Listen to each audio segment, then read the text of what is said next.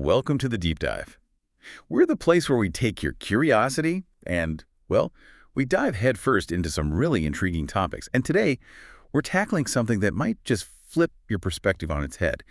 The idea that failure, it might actually be your greatest advantage. I mean, think about it.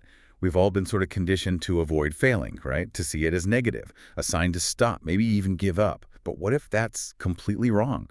What if setbacks aren't roadblocks at all? What if they're actually crucial steps, essential for progress? That's exactly what we're digging into today. Our mission, really, we've gone through, well, quite a range of sources, psychological studies, historical stories, modern business thinking, even how we learn. And we're trying to pull out these, counterintuitive truths, not just what happens when we fail, but why embracing it is so vital for growth, innovation, even how we connect with people. So yeah, get ready for maybe some aha moments that could really change how you see challenges. Okay, let's unpack this. The first big idea, maybe the most fundamental, is how failure builds resilience, real strength. You hear about figures like Thomas Edison, right? The light bulb story. He famously said he hadn't failed, just found, what was it, 10,000 ways that won't work? But what's really interesting, looking at the research we found, isn't just the persistence, it's the mindset. Our sources, they look at innovators, and Edison didn't see each burnout as like a personal loss. No, he systematically reframed it. It became data, valuable information, less, oh no, I failed again, and more, okay, gathered some critical info here about what doesn't work. That narrows down the path to what will. Yeah. And that mental shift, that's the real engine of resilience, isn't it? It's more than just grit. It's a deliberate, cognitive reframing. Exactly. And it's not just feel-good stories. There's science backing this up. Studies, some even looking at animals, they reinforce this adaptive response. You see research showing that when rats or primates face, unexpected results, something goes wrong. Their brains actually kick into a different gear. They switch strategies. They innovate because they have to. It's like a biological trigger, and it mirrors us. When things don't go to plan, our minds are pushed towards creative problem solving. So for you listening, your brain is actually wired to learn from mistakes. If you let it, it's this deep-seated mechanism for survival, for getting better, refining how we see the world. Okay, so failure builds resilience. But this leads to something maybe even more provocative, which teaches us more. Success or failure. We tend to celebrate success, obviously, proof we learned something, right? But our sources suggest, well, maybe failure is the better teacher. What do you think? I mean, when things go right, we often just credit ourselves or maybe luck. We don't often sit down and really pick apart why it worked. Success can make us comfortable, complacent even. Failure, though, it shatters that comfort. It forces you to stop, to analyze every single assumption, every decision. What went wrong? Why? What could I do differently? It's that tough internal conversation where the real deep learning happens. Absolutely. And there's a fascinating educational research on this, something called productive failure. Yeah. It's this idea of intentionally letting people struggle with a hard problem first, before you show them the solution. Yeah, our sources point to studies. Students encouraged to guess, to wrestle with it, even if they got it wrong initially. They actually showed much deeper understanding and remembered it longer than students who just memorized the right answers. And apparently, on a brain level, this is really powerful stuff. Framing those early attempts, those missteps, as just part of the process, it keeps motivation up. It actually engages the dopamine pathways, the reward circuits, even when you're not succeeding yet. So the brain starts rewarding the effort, the adaptation itself, not just the final win. Which makes you wonder, doesn't it? Are you giving yourself, or maybe people you mentor or teach, enough chances to guess first, to embrace that struggle? That idea of struggle being productive, it links straight into mindset, doesn't it? How we interpret failure dictates everything. Carol Dweck's work is huge here.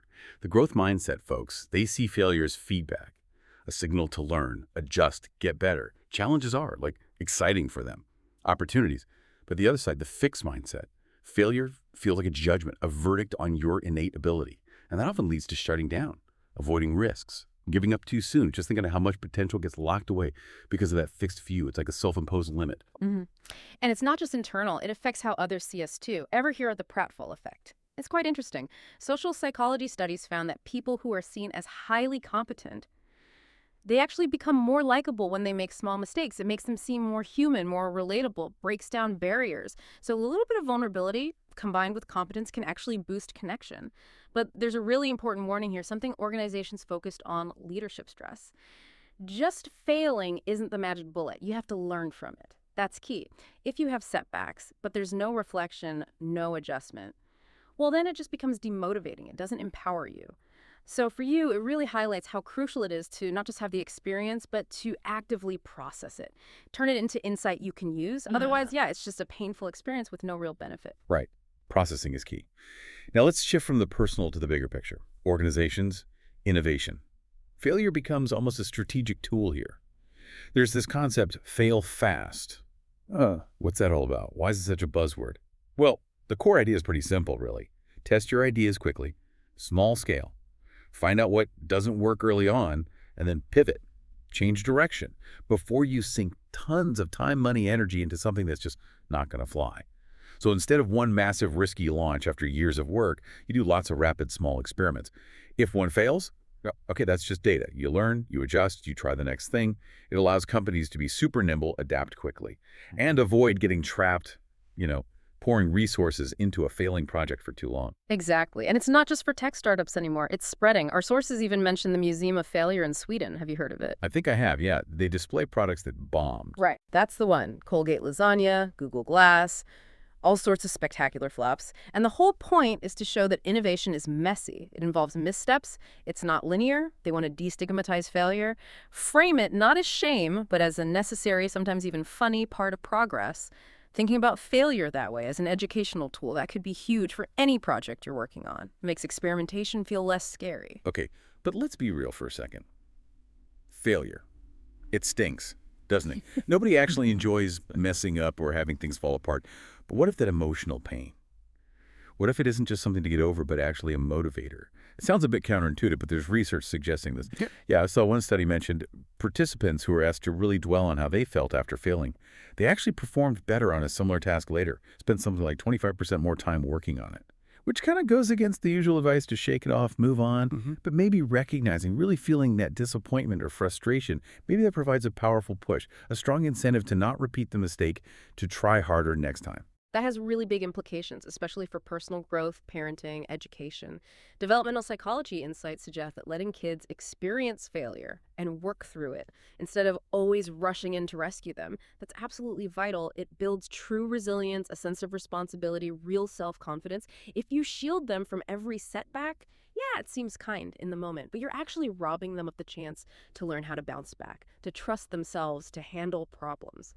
So for you, it means understanding that the whole range of emotions around failure, even the uncomfortable ones, they can actually be fuel, a catalyst for focus, for better results.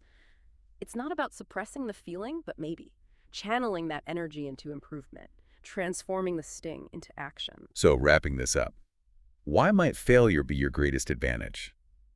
We've seen it builds resilience, not just through grit, but by reframing setbacks as data. It fuels deeper learning through that productive struggle.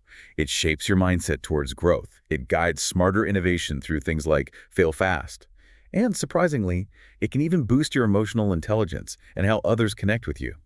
But the thread running through all of this, the real key we kept coming back to, it isn't just failing. It's the reflection afterwards, that pause. To actually learn from what happened, to adapt your strategy. That's the crucial step. That's what turns simple failure into productive failure. Which brings us to a final thought for you, something to maybe chew on this week. What's one small, kind of safe-to-fail experiment you could try, maybe at work or a personal project, even learning something new?